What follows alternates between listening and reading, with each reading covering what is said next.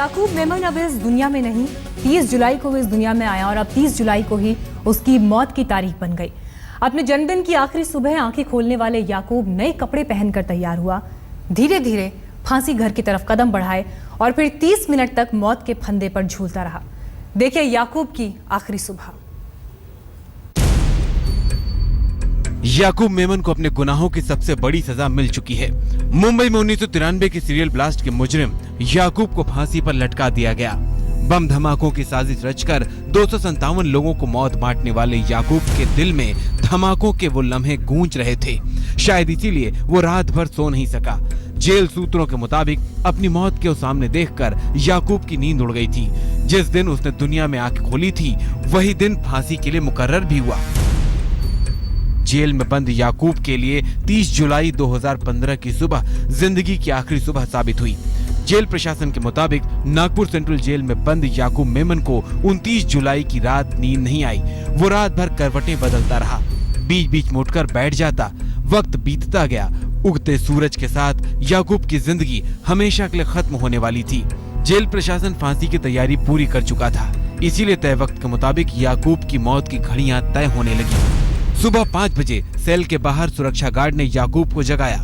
पूरी रात बेचैनी में गुजारने के बाद याकूब उठा। जेल के गार्ड ने उसे नहाने के लिए कहा और नए कपड़े दिए। याकूब नहाया और नए कपड़े पहने। यूं तो लोग जन्मदिन पर नए कपड़े पहनते हैं, लेकिन याकूब के जन्मदिन और मौत का दिन एक ही था, इसीलिए उसने नए कपड़े पहने। लेकिन आखिरी बार नमाज अदा करने के बाद याकूब को फांसी यार्ड की ओर ले जाया गया। यहाँ एक DIG, jail superintendent, chief medical officer, एक मजिस्ट्रेट और 2 कांस्टेबल मौजूद थे। सुबह करीब 6:30 बजे याकूब मेमन को फांसी के फंदे पर लटका दिया गया। करीब 30 मिनट तक फांसी पर लटकने के बाद मेडिकल टीम ने याकूब की मौत की पुष्टि की। सुबह 7:01 पर याकूब को मृत घोषित कर दिया गया। इसके बाद याकूब का पोस्टमार्टम हुआ। याकूब की फांसी से मुंबई धमाकों के पीड़ितों में ये भरोसा जगा है कि इंसानियत के दुश्मन आतंकियों का यही हश्र होता है। मुंबई से साहिल जोशी के साथ शम्स ताहिर खान, नागपुर आज तक। और याकूब की फांसी पर क्या कहा महाराष्ट्र के अतिरिक्त गृह सचिव केपी बख्शी ने, ये आपको सुनवाते हैं। आइए ये आपको बयान सुनवाएंगे, लेकिन इस वक्त हमारे साथ मेरे सहयोगी राहुल कंवल जुड़ गए हैं, उनसे हम बात करेंगे। राहुल, आज महाराष्ट्र के गुनहगार को सजा मिली है। 1993 में जब बम में धमाके हुए थे उस घटना को भी आपने करीब से देखा और आज के दिन को भी आपने करीब से देखा जब इस गुनहगार का जनाजा यहां से निकला है। लोगों के बीच आप मौजूद हैं, क्या कुछ आप महसूस कर रहे हैं इस वक्त वहां? सबसे पहले हम आपको बताएं कि इस वक्त बड़ा कब्रिस्तान का जो दरवाज़ा है वो बंद कर दिया गया है, क्योंकि और काले रंग का एक बहुत बड़ा कपड़ा दरवाजे के ठीक सामने बिछा दिया गया है, क्योंकि यहाँ पर भीड़ अब जो संख्या जिसकी उम्मीद थी उससे ज़्यादा हो गई है। पूरा मैदान भर चुका है। आप देख रहे हैं कि अभी भी लोगों की एक लाइन कतार आपके कैमरे के सामने से निकल रही है। इन लोगों को अब दूसरे गेट से अंदर करने की कोशिश की जा रही है। जो मेन गेट है जिसके सामने हम लोग खड़े हैं, उस गेट को पूरी तरीके से बंद कर दिया गया है। अब से थोड़ी देर में याकूब मेमन की बॉडी यहाँ पर आएगी और अंतिम संस्कार की तैयारियां की जा रही है। वीरेन गुनावत हमारे साथ मौजूद हैं। वीरेन, ये बताएं कि यहाँ पर जो भीड़ है, बहुत ज़्यादा तादाद में लोग यहाँ पर आ रहे हैं। क्या मुंबई पुलिस को अनुमान था कि इतनी तादाद में, क्योंकि शुरू में कहा जा रहा था कि केवल जो उसके दोस्त हैं, जो फैमिली मेंबर्स हैं, उन्हीं आने की इजाज़त दी जाएगी, लेकिन जो भीड़ हम अपनी आंखों के सामने गुजरती देख रहे हैं, ये तो दोस्तों से और परिवार वालों से कहीं ज़्यादा है। नहीं, बिल्कुल इसमें कोई शक नहीं राहुल, क्योंकि काफ़ी मुंबई पुलिस उम्मीद भी कर रही थी और इसीलिए 35,000 पुलिसकर्मियों को पूरी मुंबई में बिछा दिया गया था। और कुछ पॉकेट्स आज भी दक्षिण मुंबई, जैसे भिंडी बाजार है, डोंगरी है, ये पूरी तरह बंद है इस वक्त। बल्कि अगर इसके पीछे भी अगर हम देखें तो पूरा क्लोथ मार्केट है, स्टील मार्केट है, चीरा बाजार कहते हैं, वो भी ऑलमोस्ट आधा बंद है।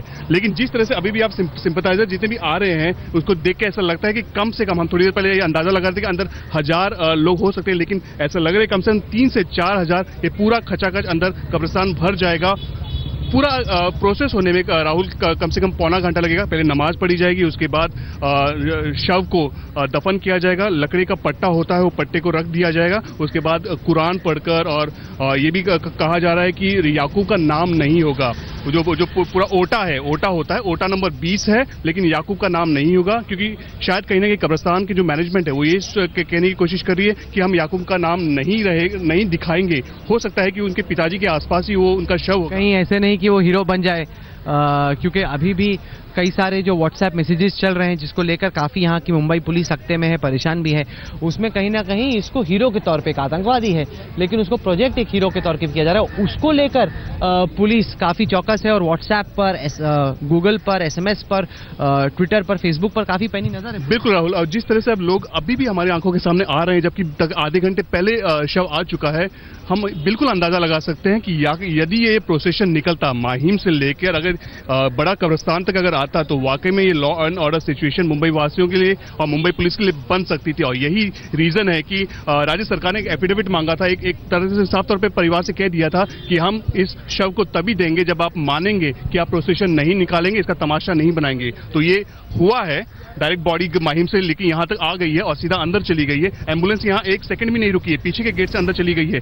लेकिन इसमें कोई दो राय नहीं कि यदि ये वाकई में प्रोसेशन निकलता तो इस वक्त ये भीड़ को देखते हुए मुंबई पुलिस जितने अभी आराम से ये खड़ी है, ये खड़ी नहीं रह पाती। नहीं, आराम से कहाँ खड़ी, क्योंकि RAF यहाँ पे डिप्लॉयड है, रैपिड एक्शन फोर्स, साथ ही साथ मुंबई पुलिस की आर्म्ड जो विंग है वो यहाँ पे डिप्लॉयड है। करीब 30,000 से ज्यादा लोग हैं और ये भी कोशिश की जा रही है कि नेता कम से कम आए और भड़काऊ बयान बिल्कुल भी ना दें।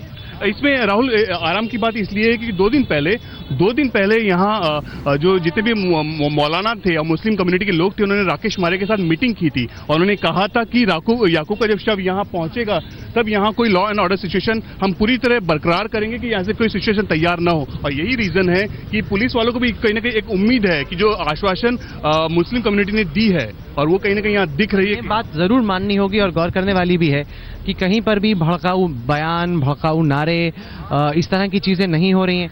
बेहद ही संवेदनशील यहाँ पर माहौल है और उसी तरीके से चीज़ें चल रही हैं। कहीं पर भी नारे, जिस तरीके से राकेश मारिया यहाँ पर मुंबई पुलिस के कमिश्नर, अभी आप स्क्रीन पर देख सकते हैं ठीक सामने। मैं थोड़ा किनारे होता हूँ, आप देखें कई बॉलीवुड फिल्में इन पर बनी हैं, साथ ही साथ मुंबई पुलिस में सुपर कॉप के तौर पर इनकी छवि है और इन्हीं का एक आदेश था एक तरीके से, जिसमें यह कहा गया था कि कोई भी मीडिया कर्मी याकूब मेमन की बॉडी जिस गाड़ी में आएगी उसका पीछा नहीं कर पाएगा। हमारे साथ मुनीश भी है। मुनीश, इस फैसले के पीछे सोच क्या रही और कहीं ना कहीं मुंबई पुलिस ने जो यहाँ पर इंतजामात किए हैं वो वाकई में काफ़ी काबिल तारीफ है। जी बिल्कुल राहुल, गैग ऑर्डर निकाल दिया था मुंबई पुलिस ने पहले ही कि कोई भी इस तरह का जो भी शव जब निकलेगा या फिर जो लोग भी फैमिली के साथ में नमाज पढ़ा जाएगा, कोई भी ना उसकी फोटो किसी सोशल मीडिया पे डाल सकता है। मीडिया जो है, इलेक्ट्रॉनिक मीडिया या प्रिंट मीडिया, उस फोटो को पब्लिश नहीं कर सकता है। तो ये तमाम तरीके के ऑर्डर दिए गए थे। उसके साथ साथ जो होम डिपार्टमेंट है उसने भी जो जेल डिपार्टमेंट था उसको पहले कह दिया था प्रेजेंट डिपार्टमेंट को कि बॉडी हैंड ओवर करने के पहले कुछ शर्तों को मानना पड़ेगा और उनमें से एक शर्त थी कि आप किसी तरह का प्रोसेशन नहीं निकालेंगे, शव यात्रा नहीं निकालेंगे आप।